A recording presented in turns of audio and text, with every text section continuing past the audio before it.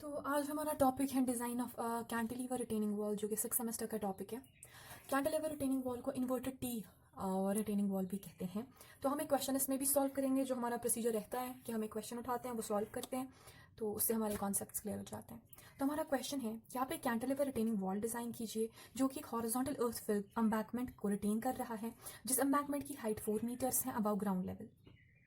जो अर्थ बैकफिल है उसकी डेंसिटी 18 किलो न्यूटन पर क्यूबिक मीटर है और उसका angle of internal friction 30 degree है। सेफ बियरिंग कैपेसिटी सॉइल की 180 किलो न्यूटन पर मीटर है और coefficient of friction between soil and concrete 0.45 है। M20 कंक्रीट यूज़ कीजिए और Fe415 यूज़ कीजिए। तो ये मुझे बनानी है अपनी कैंटिलीवर रिटेनिंग वॉल। इसके पीछे मेरा एक हॉरिजॉन्टल, हम इसमें वो इंक्लाइंड सरचार्ज भी करेंगे, हम इसमें ट्रैफिक लोड भी करेंगे। 3 क्वेश्चंस इसमें हैं, वो हम कर लेंगे सारे के सारे। तो इसमें एक हॉरिजॉन्टल अर्थ बैकफिल है, एक एम्बैंकमेंट है, जिस हॉरिजॉन्टल अर्दन एम्बैंकमेंट की जो हाइट है वो है, यहाँ तक ले लीजिए आप इस ग्राउंड फिल को, तो ग्राउंड लेवल ये मान लीजिए। तो ग्राउंड लेवल से ऊपर इसकी हाइट 4 मीटर्स है।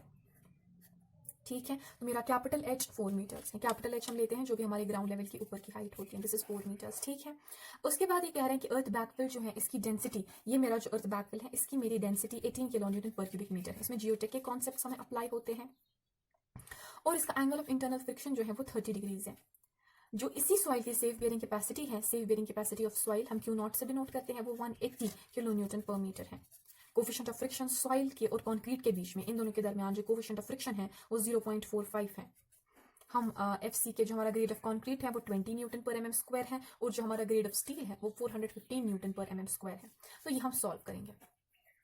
पहले ही हम गिवन लिखेंगे, हमारे पास दिया क्या क्या है। एक तो यही हाइट, ग्राउंड लेवल से ऊपर कितनी हमारी एम्बैंकमेंट की हाइट है वो 4 मीटर है। सेफ बियरिंग कैपेसिटी 180 है, ग्रेड ऑफ स्टील 415 है, density of soil 18 kilo Newton पर क्यूबिक मीटर है, कोफिशिएंट ऑफ फ्रिक्शन 0.45 है, एंगल ऑफ इंटरनल फ्रिक्शन 30 है और हमारा ग्रेड ऑफ कॉन्क्रीट 20 है। तो ये भी हम स्टेप वाइज प्रोसीजर में जाएंगे। इसमें हमें निकालना है coefficient of active earth pressure जो कि KA के बराबर है, क्योंकि इसने हमें, एक्टिव प्रेशर क्या होता है, जब हमारी सॉइल एक्सर्ट करती है फोर्स इस रिटेनिंग वॉल पे सच दैट ये रिटेनिंग वॉल आउटवर्ड्स की तरफ स्लाइड होने की टेंडेंसी रखता हो, उसको हम कहते हैं एक्टिव प्रेशर। जब हमारा ये रिटेनिंग वॉल वापस इस सॉइल पे प्रेशर अप्लाई करे तो और सॉइल कंप्रेस हो जाए तो उसको हम कहते हैं पैसिव अर्थ प्रेशर। इसमें पैसिव अर्थ प्रेशर जो है वो बहुत रेयर होता है, क्योंकि उसके लिए स्ट्रेन बहुत ज्यादा जरूरत है ताकि पैसिव अर्थ प्रेशर हो जाए। नॉर्मली हमारे पास नॉर्मल कंडीशंस में एक्टिव अर्थ प्रेशर ही हो जाता है। तो हमें coefficient of active earth pressure निकालना है। हॉरिजॉन्टल बैकफिल के लिए कोफिशिएंट ऑफ अर्थ प्रेशर की formula 1 minus sine pi divided by 1 plus sine pi है। ये हमारी फॉर्मूला है फॉर कोफिशिएंट ऑफ, तो ये फॉर्मूला हमारी है कोफिशिएंट ऑफ अर्थ प्रेशर निकालने के लिए। KA is equal to 1 minus sine phi divided by 1 plus sine phi. Phi का वैल्यू हमें दे के हैं 30 डिग्रीज, इसमें हम वो पुट कर देंगे तो हमारा coefficient of active earth pressure निकल जाएगा 0.333। उसके बाद आता है हमारा स्टेप 2। स्टेप 2 हमारा आता है H मिनिमम निकालने का। H मिनिमम क्या होता है, हमारे पास वहां से देखे हैं H मतलब 4 मीटर्स हाइट देखे हैं, हमारी ग्राउंड लेवल से ऊपर इस एम्बैंकमेंट की हाइट कितनी है। H मिनिमम का मतलब है, H मिनिमम जो हम निकालते हैं उसका मतलब है ग्राउंड लेवल से बॉटम तक ये वाली जो हाइट है ये कितनी है, H मिनिमम। क्योंकि जो हमारी रिटेनिंग वॉल है इसकी हाइट कितनी होगी, the height of the retaining wall will obviously be equal to H, मतलब जो ग्राउंड लेवल से ऊपर हमारी हाइट दी गई है 4 मीटर्स प्लस H मिनिमम। ठीक है, तो हमें H भी जरूरत है, H मिनिमम भी जरूरत है। H हमें देखे हैं, H मिनिमम हम निकालेंगे। H मिनिमम की भी एक फॉर्मूला है, H मिनिमम की भी एक फॉर्मूला है क्या, safe bearing capacity divided by density of soil into 1 minus sine phi divided by 1 plus sine phi का होल स्क्वायर।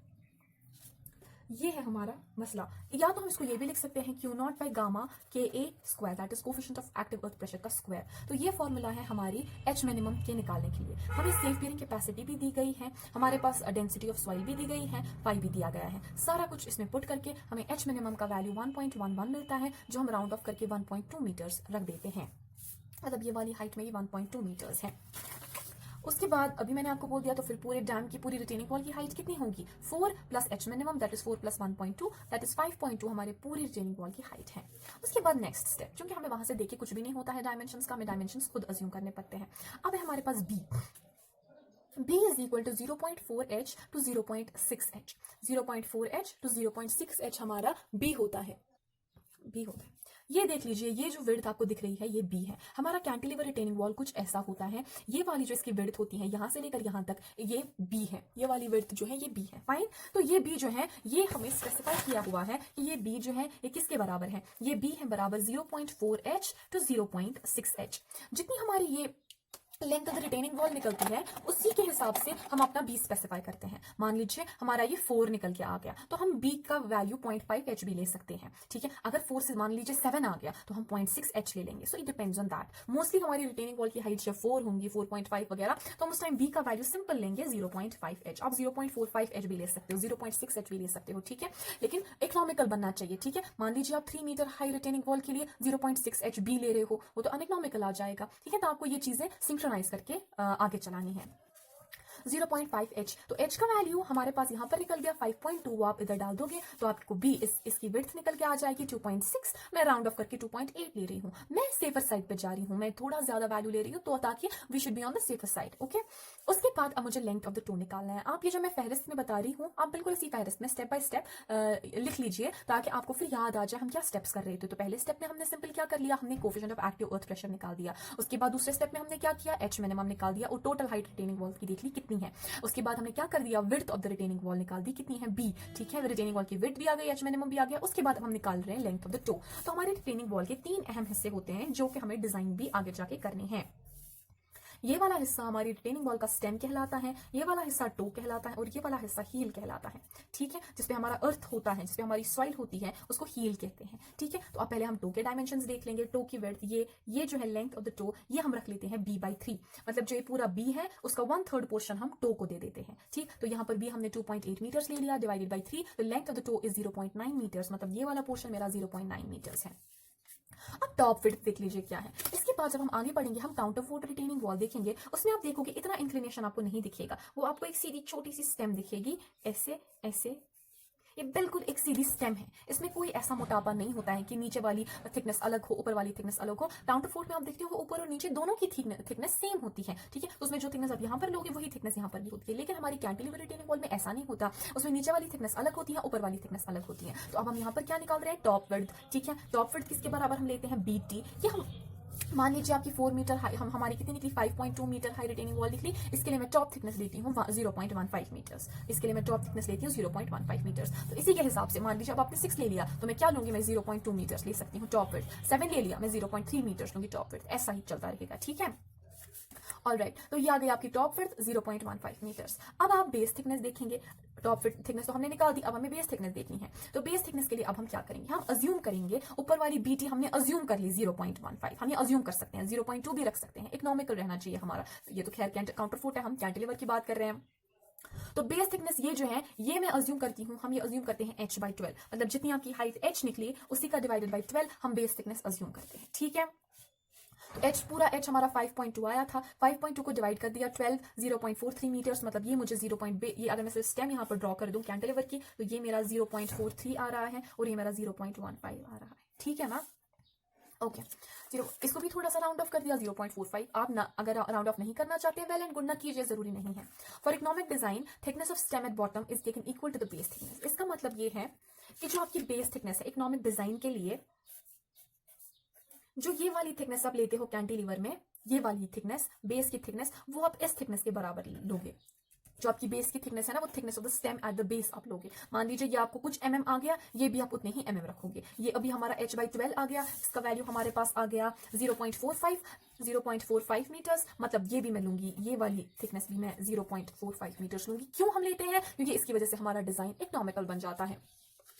ऑलराइट, तो मतलब आ गया ये वाला D, ये वाला D सेम, ठीक। अब हमें अर्थ प्रेशर्स पे काम करना है, ठीक है ना। अब देख लीजिए अर्थ प्रेशर का क्या मामला है। ये मेरी रिटेनिंग वॉल है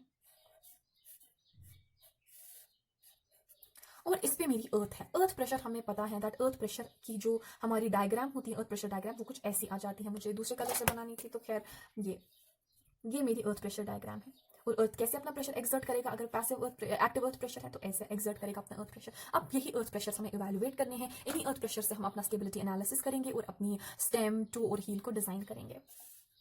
तो अर्थ pressure at the bottom of the stem, मतलब यहाँ पर मेरा अर्थ प्रेशर कितना आ रहा है, तो कितना आता है earth pressure, K a gamma h. Okay, earth pressure at the bottom of the step. K a का वैल्यू हमारे पास अभी निकला था इनिशियली जब हमने किया 0.333, गामा हमें क्वेश्चन में देखे हैं 18। अब एच का वैल्यू आप क्या लोगे, चूंकि आपको अर्थ प्रेशर लेना है eight the bottom of the stem, तो आप पूरी ये वाली हाइट नहीं ले सकते हो 5.2, ये हाइट नहीं आपको लेनी है, आपको इस हाइट से ये वाली हाइट माइनस करनी है, तभी आपको स्टेम की हाइट आ जाएगी। तो यहाँ पर मैं अगर हाइट ऑफ द स्टेम देखना चाहूँ कितनी है, वो आ जाएगी 5.2 माइनस ये हमने अभी इवेल्युएट किया था 0.45 मीटर्स, तो ये मेरी आ जाएगी स्टेम की हाइट। वही हाइट आपको यहाँ पर मल्टीप्लाई करनी है दिस, इसमें भी बिल्कुल यहाँ पर हमने यही किया हुआ है। तो हमारा आंसर क्या आता है 28.21 किलो न्यूटन पर मीटर स्क्वायर। पर मीटर स्क्वायर है मतलब प्रेशर है, दिस इज अ प्रेशर। तो this was the earth pressure, हमने इवेल्युएट किया इस पॉइंट पे अर्थ प्रेशर। ठीक, उसके बाद अब हमें इसी अर्थ प्रेशर की वजह से देखना है मोमेंट कितना आएगा। ऑब्वियस सी बात है, आपके पास ये रिटेनिंग वॉल है, यहां से आपको अर्थ प्रेशर ऐसे आ रहा है, तो कुछ मोमेंट तो जनरेट होगा ना। अब इसी अर्थ प्रेशर की वजह से कितना मोमेंट जनरेट हो रहा है, इस अर्थ प्रेशर की वजह से कितना मोमेंट जनरेट हो रहा है, हम वो देखने की कोशिश करेंगे। तो मोमेंट किसके बराबर आता है, मोमेंट हम क्या करेंगे, half of base into altitude हम मोमेंट लेते हैं। ठीक है, इसका जो एरिया होगा उसी को हम मोमेंट लेंगे, तो हाफ ले लो, बेस हमने ये इवेल्युएट कर दी। जो आप ये अर्थ प्रेशर लेते हो ना, ये अर्थ प्रेशर बेसिकली इसका बेस होता है, तो हाफ ऑफ बेस के गामा एच।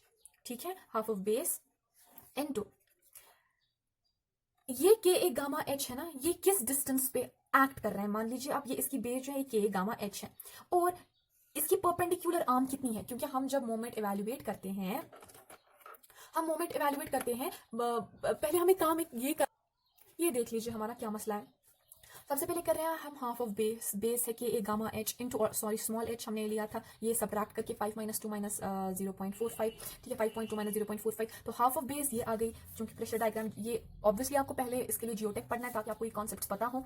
तो ये के ए गामा एच है, इसकी बेस हो गई, ऑल्टीट्यूड इसका एच है, तो this is half of base into altitude into moment के लिए हमें क्या जरूरी होती है, सेंट्रोइडल डिस्टेंस जरूरी होती है। ठीक है, तो अगर ये इसका एरिया है, अब ये क्या सेंट्रोइडल डिस्टेंस इस पे है, देख लीजिए यहाँ पर हम एक चीज देखेंगे। अगर हम सेंट्रोइडल डिस्टेंस एक ट्राइंगल की देखते हैं फ्रॉम द बेस से हम सेंट्रोइडल डिस्टेंस देख रहे हैं, तो वो आ जाएगा दिस डिस्टेंस डिवाइडेड बाई 3, ये वाली डिस्टेंस डिवाइडेड बाई 3 जिसके अलोंग आप देख रहे हो। अगर आप एपेक्स से नीचे की ओर देखना चाहते हो सेंट्रोइडल डिस्टेंस, वो आएगा 2h/3।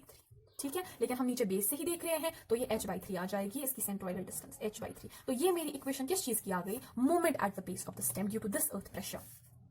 ठीक है, ये देख लीजिए, ये इंटू 4.75 इंटू 4.75/3, तो हमारा moment due to earth pressure आ जाता है 106.08 किलो न्यूटन मीटर। ठीक है, फैक्टर्ड मोमेंट अभी तक हमें पता होनी चाहिए क्या होता है, 1.5 को हमें मल्टीप्लाई करते हैं। ये आप नहीं भी कर सकते हो, लेकिन जब आप ये नहीं करोगे तो आपका उतना सेफ रिटेनिंग वॉल नहीं बनेगा। जब आप इसको फैक्टर करते हो, इसका मतलब आपका रिटेनिंग वॉल सेफ बन रहा है। तो ये आपका आंसर आता है 159.12 किलो न्यूटन मीटर। ठीक है, अब देख लीजिए हमें क्या करना है। अब हमें डेप्थ चेक करनी है, हमारा हर एक का प्रोसीजर लगभग सेम होता है। अगर हम देखें, हमें डेप्थ फिर बाद में चेक करनी पड़ती है। तो डेप्थ चेक करने के लिए हमें पता है Fe415 के लिए, M20 कॉन्क्रीट के लिए MU limiting is equal to 0.138 FC के BD स्क्वायर, ये हमें पता है। Fe500 के लिए कुछ और होता है, 0.148, 0.138, 0.133, है ना, ये पैटर्न चलता है FC के BD स्क्वायर। तो इसके लिए हम क्या करते हैं, इसके लिए विड्थ लेते हैं 1000 mm। अब आप बोलोगे ये विड्थ क्या है, ये विड्थ है, ये अगर मेरा रिटेनिंग वॉल है तो ये स्पैन ऐसे हो रहा है, ये ऐसे स्पैन हो रहा है, ये ऐसे स्पैन हो रहा है, ऐसे, है ना, सही। तो यहाँ से इसकी स्पैन कितनी है, इसकी लेंथ कितनी है, वो हमें नहीं पता। तो हम अगर पता भी हो तब भी हम 1 मीटर के लिए ही सारी कैलकुलेशंस करते हैं। तो हम यहाँ पर b का वैल्यू 1000 लेते हैं, ये वाली जो डिस्टेंसेस है b, ये हम 1000 लेते हैं। ठीक है, तो ये जब हम इसमें पुट करेंगे, MU limiting for Fe415 0.138 FC के BD स्क्वायर, B का वैल्यू 1000 डाल दिया आपने, तो आप MU लिमिटिंग मोमेंट आपने यहाँ पर निकाल दिया था, फैक्टर्ड मोमेंट, वो आप इसमें पुट करोगे। This is 159.12 into 10⁻⁶। ठीक है, B का वैल्यू 1000 mm आपने लिया, FC के हमारे पास 20 है, तो यहाँ पर आराम से आपको D निकल के आ जाएगा। ये देख लीजिए, हमने यहाँ पर यही किया है। तो यहाँ पर हमारा D का वैल्यू 240.11 mm आ गया। ये डेप्थ अब हमें चेक करनी है। तो अब आप देख लीजिए क्या मसला है। 10 हमारा अगर D small D effective depth हमारी निकली 240.11, ये हम बेसिकली डेप्थ देख किसकी रहे हैं, ये डेप्थ हम स्टेम की देख रहे हैं। तो इसमें आपको कंफ्यूज नहीं होना है। मान लीजिए ये है, तो ये डेप्थ हम स्टेम की देख रहे हैं, स्टेम की डेप्थ। ये मैं आपको अभी बताती हूँ कैसे। तो for D is equal to 240.11 mm, D dash हम इसमें भी कवर 50 mm देते हैं, तो कैपिटल डी 290.11 mm हो जाएगा। चूंकि जो 290.11 mm है, हमने ये कितना दिया है, ये स्टेम की हमने यहाँ पर हमने स्टेम की वेट दी है 450 mm दी है ना। ठीक है। और जो यहाँ पर हमारा ये निकला डेप्थ, वो निकला 290.11 mm। तो हमारा जो प्रोवाइडेड है वो रिक्वायर्ड से ज्यादा है। ठीक है, हेंस हमारा कैलकुलेशन बिल्कुल सही है। हम प्रोवाइड करेंगे d is equal to 450 mm। ठीक है, तो हम ये प्रोवाइड नहीं करेंगे, क्यों? क्योंकि ये हमारे प्रोवाइडेड से कम आ रहा है। ठीक है, रिक्वायर्ड हमारे प्रोवाइडेड से कम आ रहा है, इसलिए हम प्रोवाइडेड ही, हमने हमेशा देखा है हम प्रोवाइडेड वैल्यूज ही यूज करते हैं। तो हम प्रोवाइड क्या करेंगे, d 450 mm। ठीक है, अगर यहाँ पर ये वैल्यू हमारा इससे ज्यादा आ जाता तो हम ज्यादा वाला वैल्यू ही यूज करते हैं, because we always want to stay on the safer side. ठीक है, तो हम कम पे डिजाइन नहीं करते, हम हमेशा ज्यादा पे डिजाइन करते हैं। तो हम 450 mm पे ही डिजाइन करेंगे। तो ये हम स्टेम के लिए देख रहे थे। ठीक है, तो इस स्टेम की डेप्थ हम चेक कर रहे थे, डेप्थ ऑफ द स्टेम। अब देख लीजिए, तो ये कैपिटल डी आ गया स्टेम का 450 mm। इसमें डी डैश हम स्टेम में देखिए, हम इसमें स्टील जो है वो ऐसे प्रोवाइड करते हैं, ऐसे हमारा स्टील रॉड ऐसे चली जाती है, ऐसे ऐसे ऐसे। ठीक है, तो इसका जो ये कवर है ना हमारा, ये कवर हमारा 50 mm है। ठीक है, तो कैपिटल डी अगर 450 mm है, हमारा कवर हमने 50 mm प्रोवाइड कर दिया, तो ऑब्वियसली स्मॉल डी 400 mm है। Simple calculation. तो आगे ये वाला स्टेप भी हमने टो भी डिजाइन कर दिया, हमने स्टेम भी देख ली क्या है, डेप्थ भी चेक कर ली। अब हम हील देखेंगे, लेंथ ऑफ द हील क्या है। लेंथ ऑफ द हील अब सिंपल सब्ट्रैक्शन से निकलेगी। ये पूरी विड्थ हमने 2.8 ले ली, इस पूरी विड्थ से मैं माइनस करूंगी टो मुझे 0.9 रखा था हमने, निकला था हमारा कैलकुलेशन से, और जो मेरी स्टेम है मैं इसको भी माइनस करूंगी 0.45। तो ऑब्वियसली इसमें से जब ये दो चीजें माइनस हो गई, हमें लेंथ ऑफ द हील निकलेगी, जो कि निकल के आ रही है हमारे पास 1.45। इसके बाद हमारा जो ये 8 स्टेप्स पहले बेसिक स्टेप्स थे जिसमें हम डायमेंशंस वगैरह निकालते थे, इसके बाद अब हम स्टेबिलिटी एनालिसिस करने जा रहे हैं, तो जो कि हम दूसरे वीडियो में करेंगे।